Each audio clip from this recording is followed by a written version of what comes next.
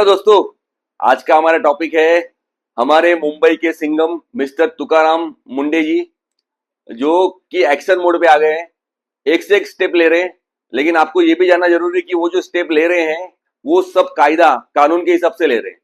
तो जैसे कि अभी आपने देखा होगा कि पारसी डेयरी बंद हो गई, उसके ऊपर सील कर दिया।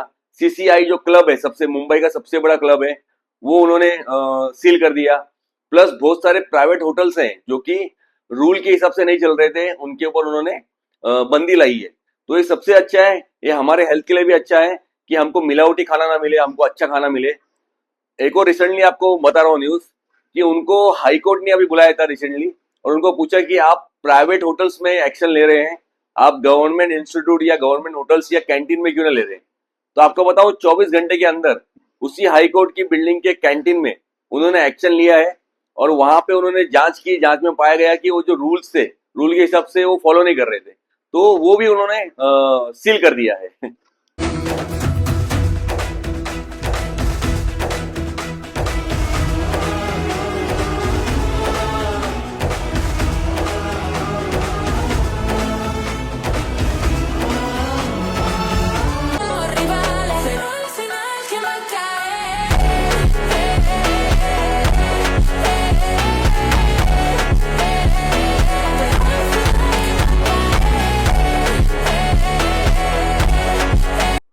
उन्होंने देखिए हॉस्पिटल में बंदी लाई है। हॉस्पिटल क्या कर रहे थे कि जो वहां पे अगर कोई पेशेंट एडमिट है तो उनको कंपल्सरी किया था कि आप जो मेडिसिन वगैरह लेंगे वो हमारे फार्मेसी से लेंगे। तो यहाँ पे मुंडे जी ने एक रूल जो था पहले से, वो उन्होंने वापस से बताया सबको कि आपको कोई कंपल्सरी नहीं है कि आपको उसी मतलब जो हॉस्पिटल के फार्मेसी से आपको मेडिसिन लेनी है। आपको कहाँ पे सस्ता मिलता है, डिस्काउंटिंग मिलता है, वहां से ले सकते हैं। देखिए वीडियो।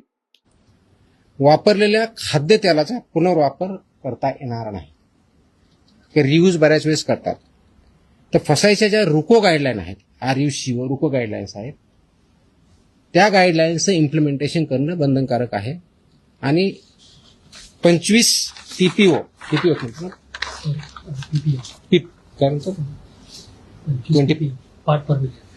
त्याच्यावरती जर गेलं तर ते वापरता येत नाही. आता ठळकपणे आपल्या टेक्निकलच्या ऐवजी नॉर्मल भाषेत म्हणायचं तर त्या तळताना किंवा तेल जे आहे हे ज्यावेळेस करतात त्यावेळेस फ्लेम्स येतात, तर ते 25% जास्त असतं. वास यायला लागला 25% वरती असतं. काळं दिसायला लागलं 25% वरता, विच इज डेंजरस. त्याचे प्रिव्हेंट ते वापरताच येत नाही. ते करण्यासाठी एजन्सीज आहेत, त्यांना ते सेल करायचे आणि त्याने ते मार्केटच्या बाहेर न्यायचं आहे.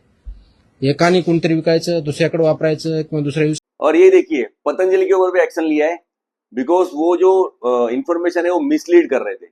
मी मंत्री झुकवण्याची ताकद ठेवतो, माझं राईट आणि लेफ्ट विंगची घेणं देणं नाही. माझ्या हातामध्ये फणफणते सत्याची ज्वाला, माझं जातीची आणि धर्माची पण घेणं देणं नाही. माझी चालते ना मंत्रालयात चर्चा, मी पण हलवल्या ना पार्लिमेंटच्या खुर्च्या. चीज है, लेकिन बहुत ही जरूरी है. जो फेरी वाले वड़ा पाव वाले होते हैं, अगर आप पार्सल लेते हैं तो वो ओल्ड न्यूज़पेपर में आपको रैप करके देते हैं, तो वो भी डेंजर है, उससे कैंसर वगैरह हो सकता है. और होटल्स में आपको, आप जैसे ही होटल्स में बैठते हैं, वो लोग आपको क्या करते हैं, पहले पानी की बोतल लगा देते हैं. तो ये आपका हक है कि आपको साफ पानी होटल में मुफ्त मिलना चाहिए. देखिए आगे वीडियो.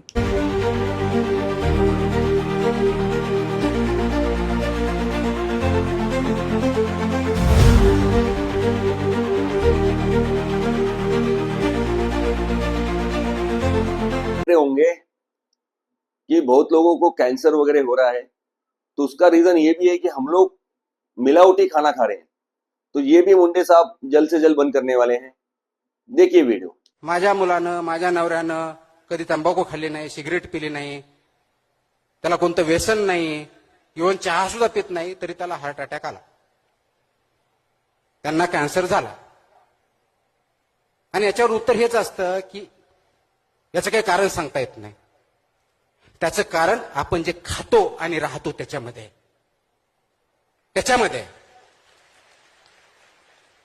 हे जनरली मला माहित होतं, पण ह्या पदावर आल्यानंतर जरा जास्तच माहित झालं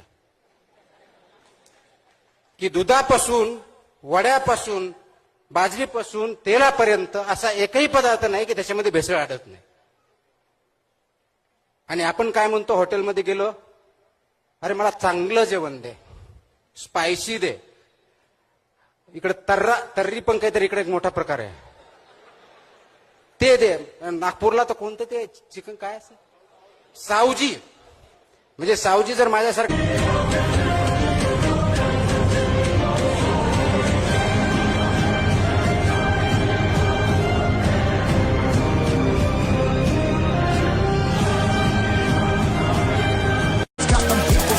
Oh my God.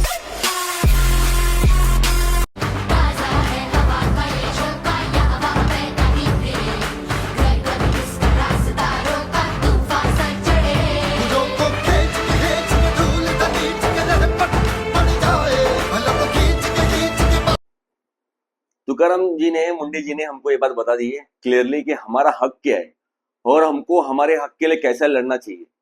तो ये वीडियो है अवेयरनेस के लिए है, आप मैक्सिमम शेअर करिए और अपने हक के लिए लढिए.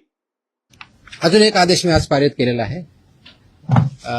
हा आदेश आहे ड्रग्स, म्हणजे माझ्याकडे 2 सेक्शन, एक फूड आहे आणि एक ड्रग आहे.